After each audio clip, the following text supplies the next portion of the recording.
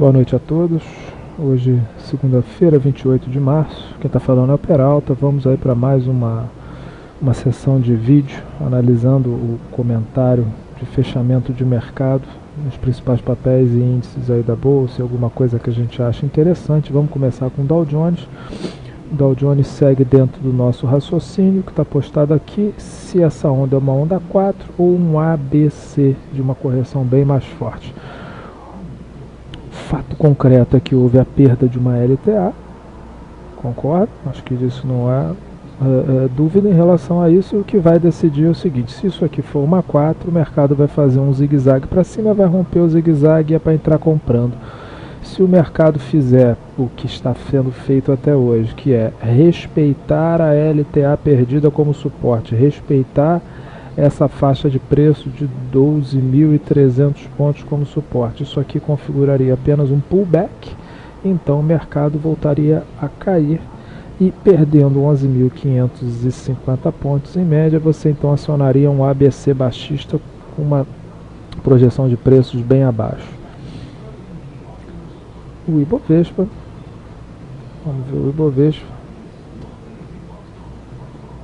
O Ibovespa segue dentro do nosso raciocínio que nós já vemos fazendo há algum tempo. Eu dei uma limpada no gráfico, tem uma LTB aqui em cima, uma LTB um pouquinho mais longa, mas essa é a LTB do Ibovespa atual, já que tem que a linha de tendência de baixa tem que passar pelo topo que antecedeu o fundo mais fundo, que é esse fundo. Segue em tendência de baixo, lateralizou entre os famosos números aqui já postados, que é a faixa de 65.966 mil pontos e 68.250 pontos. Rompendo para cima tende a vir na LTB, rompendo para baixo vai seguir, a meu ver, até a faixa no mínimo de 62, 60 mil pontos, podendo chegar até 58 mil pontos, que a gente já botou em outros vídeos anteriores à projeção de Fibonacci. A Vale segue dentro do que a gente projetou, perdeu uma LTA, vou recolocá-la aqui só para vocês terem a ideia. A LTA está aqui, perdeu a LTA, montou um fundo mais baixo, perdeu esse fundo, acionou o pivô, pode estar fazendo um pullback. Um trade que pode ser feito a nível de trava de baixa seria, como já houve a perda dessa mínima do candle aqui, que testou. Inclusive a gente vai botar aqui uma média 21 para ficar mais interessante. Olha, poderia ter se feito uma trava de baixa. Caso suba, o stop da trava de baixa ficaria acima de 47,50 ou uma venda alugada visando 44,69, 42,57, que são as expansões de Fibonacci. Petrobras, Petro 4 segue dentro da mesma tendência que está há tempos, lateralizada, congestionada entre 26 e 29 reais. Se a gente botar no semanal, a coisa fica mais clara ainda. Essa baita congestão, lateralização de Petro aqui. Os preços ainda se mantêm acima da média 21, mas claramente lateralizado. Petro tem uma barreira fortíssima na faixa de 29 reais e só deve andar mais forte quando um fechamento com volume acima dessa faixa. O setor de siderurgia está mais ou menos igual. Vamos exemplificar aqui com o CSN-A3, que a gente já vem falando há tempos. Papel claramente lateralizado. Vamos tirar os indicadores para ficar mais claro. Na faixa de 25,50, 26 a 30 reais. GGBR4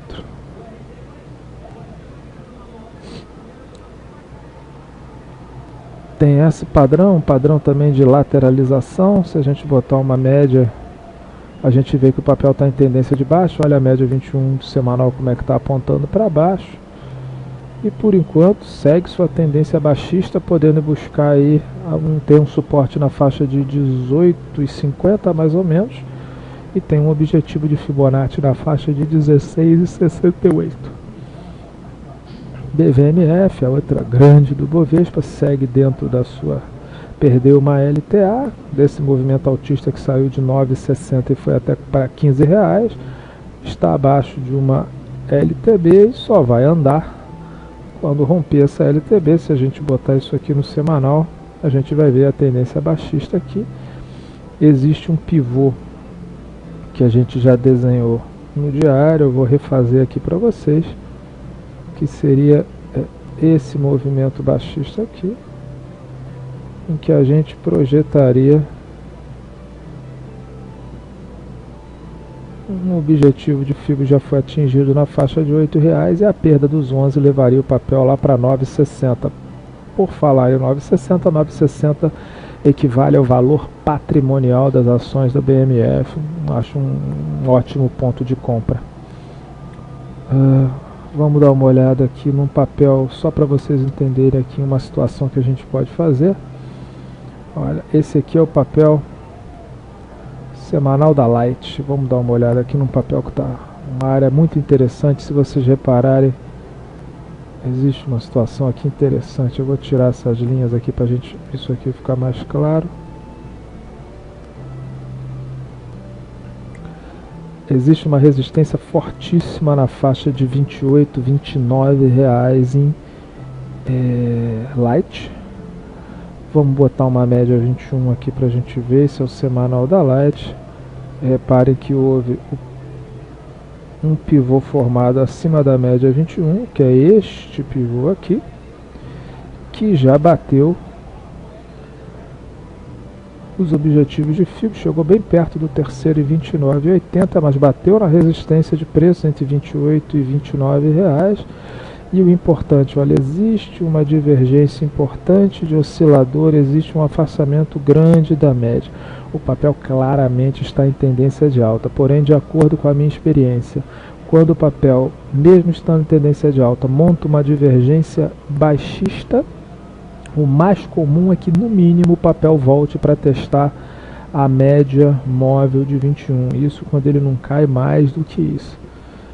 Essa divergência geralmente indica uma correção um pouquinho maior. Se a gente botar aqui mais indicadores, olha, como um IFR, vamos botar um IFR de 7 períodos, que é um IFR mais agitado, um IFR que mostra divergências com mais clareza. E aí vocês vão ver um escândalo de divergência baixista. O papel pode vir aqui facilmente até uma faixa de R$24, por que não?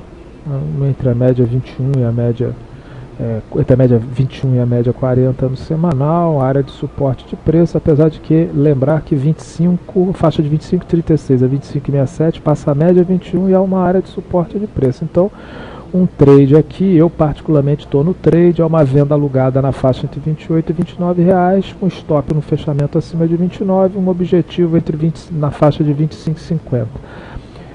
No caso, eu particularmente fiz a venda na faixa de 28,50, estou arriscando 50 centavos para cima para ganhar R$3 para baixo, 6 para 1. Muito pouca coisa interessante para compra, na minha opinião, nesse momento do Bovespa, muito pouca coisa mesmo.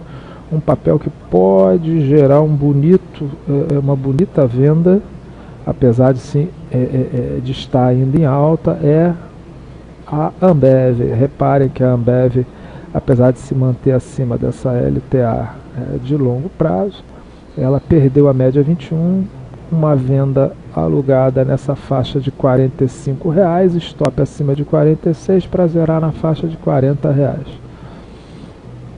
Atualmente os papéis que se encontram em alta no Bovespa, como a MPX, como eu já disse, estão afastados da média 21, isso me pede qualquer tentativa de compra desse papel. A MPX é um papel que está em alta. Um papel interessante que eu acho que vale a pena os amigos acompanharem seria Lelis Blanc, que é Lelis 3, papel em clara tendência de alta, médias móveis afunilando. Toda vez que a média móvel afunila, ela sugere um movimento forte. O rompimento de 17,08 gera entrada, com stop na mínima do candle que romper, e a perda aqui desse suporte na faixa de 15,50 levaria a stop das operações de quem está comprado nesse papel. Como eu já disse, muito pouca coisa interessante para compra no mercado. Mercado muito volátil, sobe num dia, cai no outro, sobe no outro. Difícil de se operar. As operações, a meu ver, tem que ser para curtinho prazo, e eu não vejo no momento nenhum papel muitíssimo interessante. Dos papéis que já caíram bastante, mas que nada impede que continuem caindo, Cirela é um deles, volto a mostrar o meu target aqui na faixa de 13,80, que é suporte do papel. Um papel também que já caiu bastante coisa, eu já venho falando dele há dias, mas segue sua tendência baixista, é a Confab, que já faz aí praticamente 10 semanas de baixa, tem um afastamento grande da média 21, um primeiro candle positivo aqui com rompimento da máxima do candle anterior, poderia gerar uma entrada com expectativa de ida até uma média de 21. Eu acho que era isso que eu queria falar para vocês. Como eu estou dizendo, mercado difícil de se operar sem nenhum trade muito bonito de compra. Um abraço a todos, boa noite.